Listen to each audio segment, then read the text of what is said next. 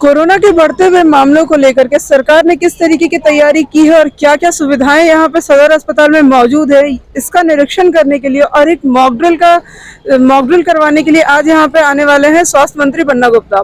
नमस्कार, मैं प्रेरणा चौरसिया, आप देख रहे हैं दृष्टि नाव। अभी हम मौजूद है रांची के सदर अस्पताल हॉस्पिटल में, जहाँ पे कि आज कोविड को लेकर के मॉक ड्रिल होने वाला है। आपको बतला दें कि जिस तरीके से पिछली बार कोविड काल में लोगों को बहुत सारी परेशानियों का सामना करना पड़ा था, क्योंकि उस वक्त ऑक्सीजन की भी सुविधा पूरी तरीके से उपलब्ध नहीं थी, न ही बेड पूरी तरह से उपलब्ध थे, न ही वेंटिलेटर की संख्या पूरी तरीके से उपलब्ध थी।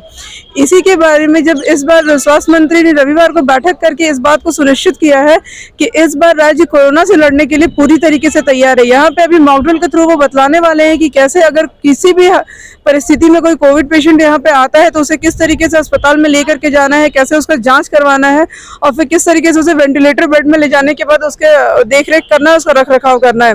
इसी के साथ साथ आपको बता दें कि इस बार राज्य पूरी तरीके से कोरोना से लड़ने के लिए तैयार है, क्योंकि इस बार राज्य के पास ऑक्सीजन की सुविधा भी है, क्योंकि पिछली बार कोविड काल में ही ऑक्सीजन का प्लांट सदर अस्पताल में स्थापित किया गया था, जिसको कि इस बार भी यूज करने के लिए स्टार्ट किया गया है।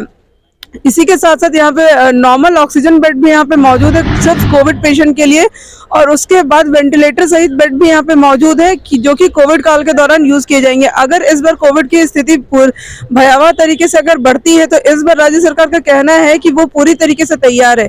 इसी के साथ साथ स्वास्थ्य मंत्री ने केंद्र सरकार से वैक्सीन की मांग की है, और उसके साथ साथ उन्होंने ये भी कुछ कहा है कि अगर इस बार वो वैक्सीन भिजवाते हैं तो इस बार वैक्सीन भिजवाने के साथ साथ उसकी एक्सपायरी जो डेट है वो बिल्कुल सही होनी चाहिए। हमने जो केंद्रीय स्वास्थ्य मंत्री जी से उस दिन बातचीत किया था, और बातचीत में ये भी उनसे कहा था कि एनएचएम से जो पैसा है, जो 60-40 का हमारा रेशियो है, राज्यांश उसमें 40 है, 60 हमारा केंद्रांश है, तो हमने उनसे निवेदन किया था कि वो पीएसए प्लांट वगैरह में जो मैन पावर की कमी है उसको भी एनएचएम से जोड़ दिया जाए, और वो उन्होंने भी सहमति दी है। और इसके बाद भी हम लोग जो है, जो हमारा उपायुक्तों के माध्यम से जो हमारा डीएमएफटी फंड वगैरह है उससे भी हम मैन पावर वगैरह लेंगे। उसमें कोई कमी, हम राज्य की जनता में कोई कमी नहीं होने देंगे, लेकिन अभी बहुत इनिशियल स्टेज है और इसमें कोई न डरने की जरूरत है न घबराने की जरूरत है।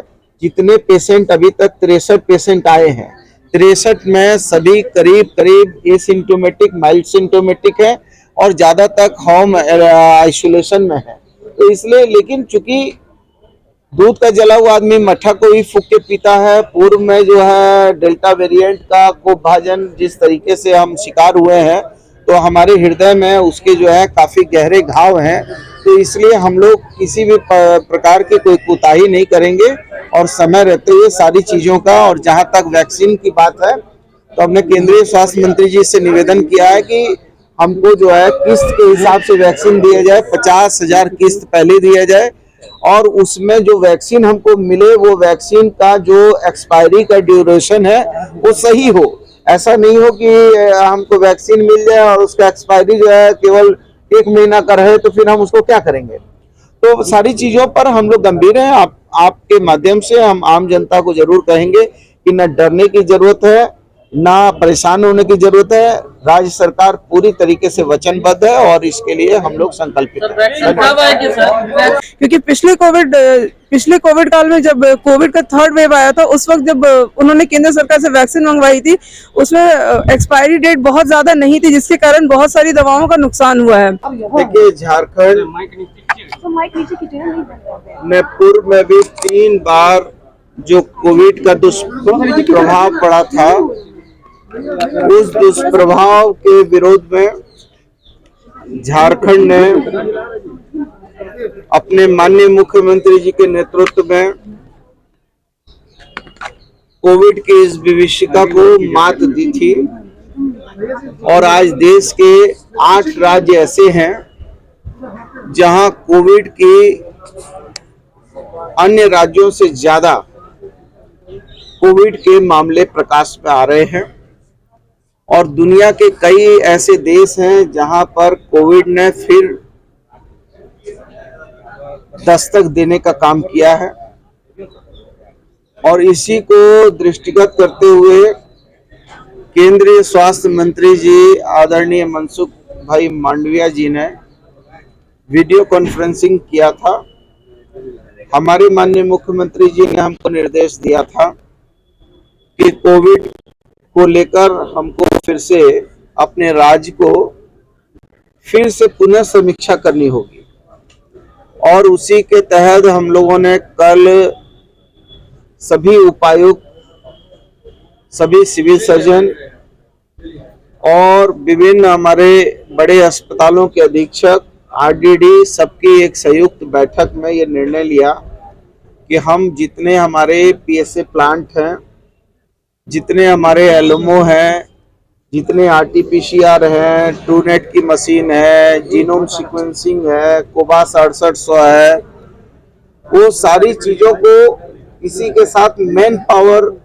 हमारा क्या स्थिति में है, वो सारी चीजों का हम अवलोकन करेंगे। सभी उपायुक्तों को भी निर्देश दिए गए हैं कि सभी जिले में सभी उपायुक्त भी अलग अलग तरीके से और हमारे अधिकारी भी अलग अलग क्षेत्र में जाकर मॉक ड्रिल करके सारी वस्तु स्थिति का जायजा लेंगे। अभी हम राज्य की जनता को ये आपके माध्यम से कहना चाहेंगे कि डरने की कोई जरूरत नहीं है, सारे लोग सुरक्षित हैं। अभी राज्य में 21,680 बेड हमारे सुरक्षित रखे हुए हैं। 1,447 हमारे पास आईसीयू के बेड हैं। 1,456 हमारे पास वेंटिलेटर युक्त बेड हैं। हमारे पास 11,335 ऑक्सीजन युक्त बेड हैं और हमारा 122 पीएसए प्लांट भी ठीक है। 6700 की 2 मशीन लगी है। 27 आरटीपीसीआर लैब हमारे जो है लगाने की प्रक्रिया है, कुछ जो है प्रक्रियाधीन है, कुछ लग चुके हैं और हम पूरी तरीके से चाक चौबंद हैं। और हमने कल भी सभी उपायुक्तों को निर्देशित किया था, हमारे एसीएस साहब ने भी बहुत समीक्षा किया और हमने निर्देशित किया कि पूर्व का जो हमारा एसओपी है और उसमें गुणात्मक सुधार करने के लिए नए एसओपी में क्या क्या हम ला सकते हैं, वो सुझाव जैसे ही आते हैं तो हम उस सुझाव को मद्देनजर रखते हुए मुख्यमंत्री जी से उस पर डिस्कस करके उनका आदेश निर्देश का अक्षरशः अनुपालन करेंगे। और उसी की कड़ी में आज हम लोग यहाँ आए हैं। इससे पहले भी हम लोगों ने काफ़ी जितने हमारे एलएमओ प्लांट हैं या पीएसए हैं या हमारे पास 16,000 से ज़्यादा हमारे पास बी टाइप और डी टाइप के हमारे जो है ऑक्सीजन के सिलेंडर हैं, तो हम सभी चीज़ों का मूल्यांकन कर रहे हैं कि फायर नॉर्म्स उसमें सही है कि नहीं है। हमारे जो पीएसए प्लांट से जो हमारा ऑक्सीजन जनरेट हो रहा है वो जनरेशन सही है कि नहीं है। फिर हमारा जो है एलएमओ से जो हमारे बेड तक जा रहे हैं मरीजों के पास, उसमें उसका प्रेशर वगैरह ठीक है कि नहीं है। तो सभी चीज़ों का मूल्यांकन करके फिर आपको याद होगा कि एक ब्लैक फंगस का भी प्रॉब्लम आया, तो वो सब भी हम इस बार सारी चीज़ों का सूक्ष्म विवेचना कर रहे हैं।